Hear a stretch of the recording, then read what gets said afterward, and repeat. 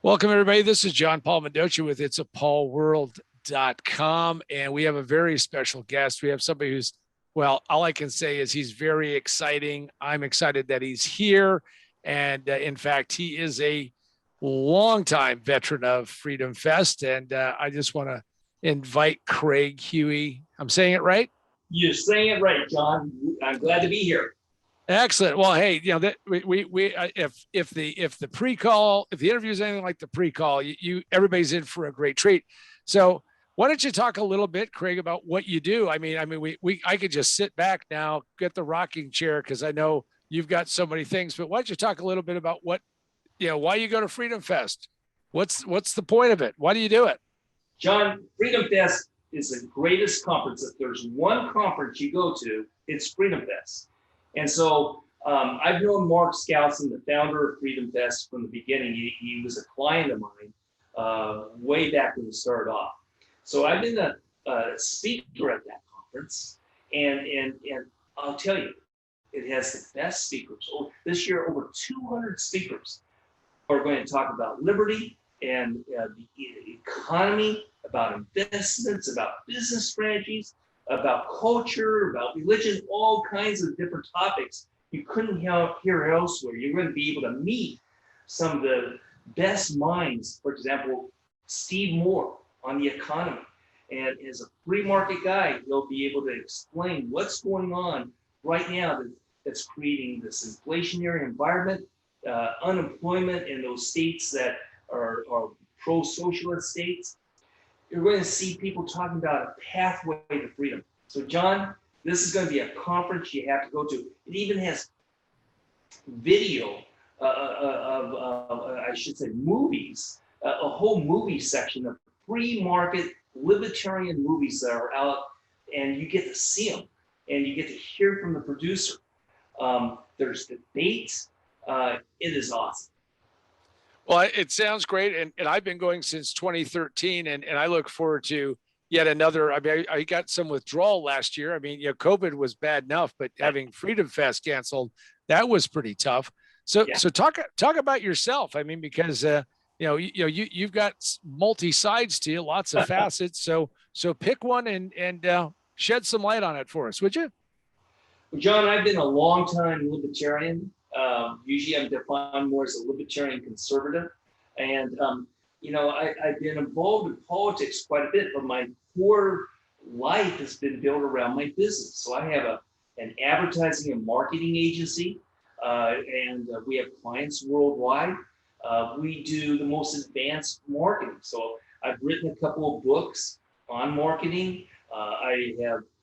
We were involved in capital fundraising for companies. We help companies launch, create capital. We help them grow. We help them define their market and produce leads and sales, and even political organizations we work for. And I also am very involved in politics. So I have a book called The Deep State, which is a book about socialism and the bureaucracy. I have a book called The Christian Voter, which talks about how key issues for the faith community match up. And then as an expert in marketing, I have a book that really outlines how conservatives and libertarians are 20 years behind in their marketing. They just are so far behind from the radical pro-socialists who have the most advanced marketing. So I hold boot camps. I try to keep people up to date what to do to be able to transform culture and society and return and reclaim the American dream. So as somebody who believes in the free market, I actually started off my business helping the investment newsletter community. I worked with all the investment newsletter writers. So right out of college, I applied my politics, understanding of free market economy, Austrian economics, and Chicago School economics to the business world. And so the newsletter writers that most of your audience wouldn't remember, but Howard Ruff and Jim Dines and Mark Skousen, I helped launch their careers and build them into multi-million-dollar corporations in the investment field. And so with that, That's kind of it gives you an idea. I've had the fun in my career of doing things I like, helping people become successful in what they're doing, and helping at the same time change our nation, try to educate people on what freedom is. So maybe we can dispel a myth, and you Sure. you're probably at the right person to do this, and that is there's lots of people who say that conservatives and libertarians Yes. are going to be like oil and water. Yet I was surprised when I went to Freedom Fest, because again, I too am so here's how I would define myself. I'm a libertarian. Right. I'm a capitalist. I mean, Yes. a little L libertarian. I'm Yes. a capitalist. Yes. And I'm a hawk, which means, Yes. don't mess with us because we'll Right. mess with you, but Right. only if you mess with us. So I was just amazed when I went to my first Freedom Fest to see such a diversity of opinion and Right. and getting along. I mean, all we have to do is look over the fence at the other side, and they're fighting like crazy, Right. even though they say they're unified. So just work me through that, because I mean, obviously you showed up and you said, I got a home here. So how does that all fit? Because I think there's a lot of conservatives who may not understand that they've got a home at Freedom Fest. So here's the thing. I would say probably about 60% of the people who go to Freedom Fest are conservative. They wouldn't even define themselves as libertarian conservative, and certainly not as a libertarian. But you do have a lot of variety of thought. You've got what on the far right, on a spectrum where on the far right you have no government, far left you have complete government control. On the far right you have the anarcho-capitalists, and then you have the libertarians that are really what I consider to be soft on national defense and some of those issues. But the majority of the libertarians understand that we have to have national defense. But they are free market of a variety of different shades of wanting to see government as minimized as possible. And so when I see that I'm a libertarian conservative, it pretty much tracks with the political stands that Rand Paul has made. And they don't really differ that much. So whether you're the anarcho-capitalist or whether you're a conservative, you're going to feel comfortable hearing the speakers, finding the diversity of opinion, hearing the debates, and just being excited that there's going to be some 2,000 people wanting to take back our freedoms, to stop the growth of government, to stop this massive increase over the size of the state over the individual, to stop the coercive power of government. We're united in that. And if we're not united in that, the left wins, the socialists win. We have to be united in being able to make a defense for freedom, a defense for capitalism, and be able to show why socialism is such a morally bankrupt system. Well, I know you're going to have more than one speaking slot. And as all of you who are listening can tell, that he is got some energy, he's got some excitement, and he's going to be bringing that fastball. So give us a little glimpse on what are you going to be talking about and what are you going to cover at Freedom Fest. And before you do that, I'm going to just point out to everybody, if you've never seen an honest to goodness, true debate where there are multiple sides discussed and they're heated and they're impassioned and they're over the, they're pushing it. But at the end, everyone truly knows that this is the greatest country on the planet, that this is all designed so we interlock together and move forward. That's what I think is so amazing about Freedom Fest, because I've been to political places where it's all one side, but Freedom Fest, there's a diversity, but there's a sense of we're in this together. I just want to make sure I put that on the table. So what are you going to be talking about? I mean, I want to hear this. So, I have 3 topics that, I believe are going to help your audience be able to have a better perspective. Number one, whatever you're thinking of voter fraud has happened in this last election. It's happened in the past. And so I'm going to be on a panel with John Fund. I'm going to be on a panel with Larry Elder, and we're going to be talking about voter fraud. And I'm going to explain what ballot harvesting is and how ballot harvesting is not fraud, but it leads to voter fraud. And so that's one of the areas. So that's going to be my panel. The second talk. And if I can jump in for just a second, yeah.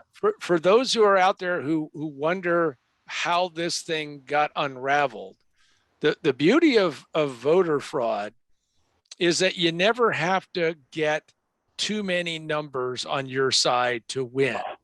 Right. So this is a little bit about the putting the thumb on the scale, and then once you hit that magic number, you back off, because that way you can always say, no, it wasn't that big, it wasn't that much. So I think that, and you're the expert, but to me that was my sense of what it was. It was 1,000 little cuts, 1,000 different ways, and it was just a little bit here and a little bit there. So there's all this plausible deniability, and there isn't some giant grand conspiracy, because they didn't need it.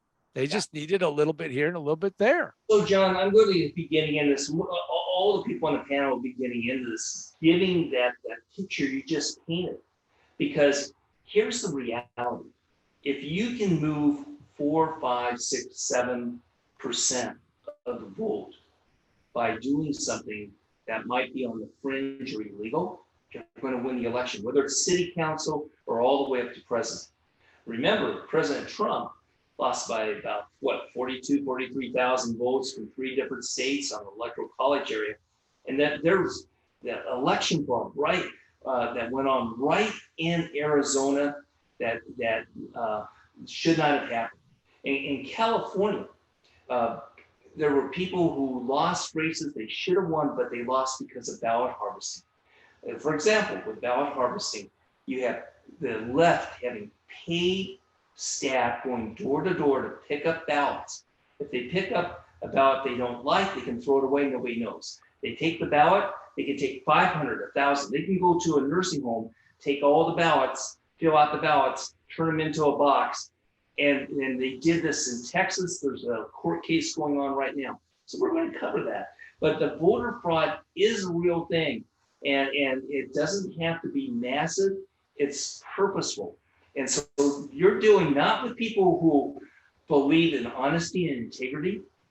You're dealing with people who government is their God, and their religion is to honor their God government by any means possible, to win by any means possible. And they don't have a conscience about it. And they've got the strategies and tactics. In fact, there's training schools that people go to, Netroot Nations and some other groups, train people how to do these different techniques and strategies that can give them that incremental increase. So we're going to be talking about all that. And right now, the Department of Justice has filed a lawsuit against Georgia, and it's going to be filing a lawsuit against all the other states, because on the state level where elections are run, the states have been strengthening their voter laws to stop ballot harvesting, to stop different types of ways to cheat. And now that's going to erode the ability of the pro-socialists to win in this upcoming midterm election. So the Department of Justice is going to try to overturn those state laws or hold them up so that the election will go by and they still can do them. So we're going to talk about that. Okay, and I didn't mean to sidetrack you. Because Rand Paul talked about how many 112-year-olds are still getting Social Security. He's awesome on this, and he's right. Yeah. Now, the second talk is about the bureaucracy and about socialism. So I'm going to talk about bureaucracy and socialism. We're going to cover about the shutdown.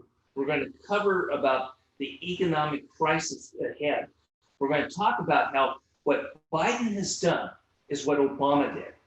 Instead of getting bureaucrats who were proficient in that particular department they're in, he has hired ideologues who want to use the force and power of the bureaucracy to transform our nation.